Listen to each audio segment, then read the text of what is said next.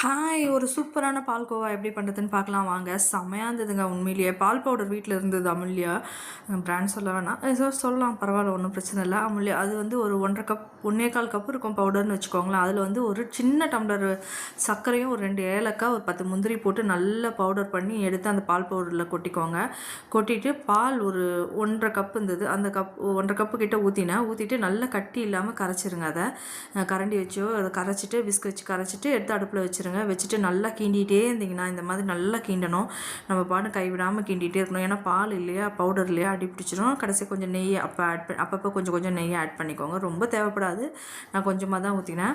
நெய்யை ஆட் பண்ணிவிட்டு நல்லா கிண்டிகிட்டே இருந்தீங்கன்னா அப்படியே திரச்சி வரும் அதுவே. சீக்கிரமாக டைட் ஆகிடும். ரொம்ப நேரம் பாலுக்காக வெயிட் பண்ணுற மாதிரிலாம் இருக்காது. நல்லா திரச்சி வந்தோடனே ஒரு நெய் தடவின தட்டில் எடுத்து கொட்டி பால்கோவாவை எடுத்து அதில் ஊற்றிட்டு நல்லா ஒரு பாதாம் க்ரஷ் பண்ணி அது மேலே போட்டுட்டேன். செம்மையாக இருந்தது சாப்பிட்றதுக்கு. உண்மையிலேயே கடையிலேயும் இப்படி தாங்க பண்ணுவாங்க. இதை நம்மளே பண்ணிடலாம். ரொம்ப சிம்பிள் தான். ரொம்ப நல்லாவும் இருந்தது டேஸ்டியாக. நீங்களும் ட்ரை பண்ணி பாருங்கள். இது ரொம்ப பிடிச்சிருந்தது எனக்கு. ஆனால் நம்ம வந்து கடையில் வாங்குகிற பால்கோவா ஒரிஜினல் பால்கோவா சாப்பிட்டா எப்படி இருக்குமோ அப்படி தான் இருந்தது. ஸ்ரீவில்லிபுத்தூருக்கே டஃப் கொடுக்கும் போல இருக்குது. அப்படி தான் இருந்தது. செம்மையாக இருந்தது சாப்பிட்றதுக்கு. ட்ரை பண்ணி பாருங்கள். என்ஜாய் பண்ணுங்கள்.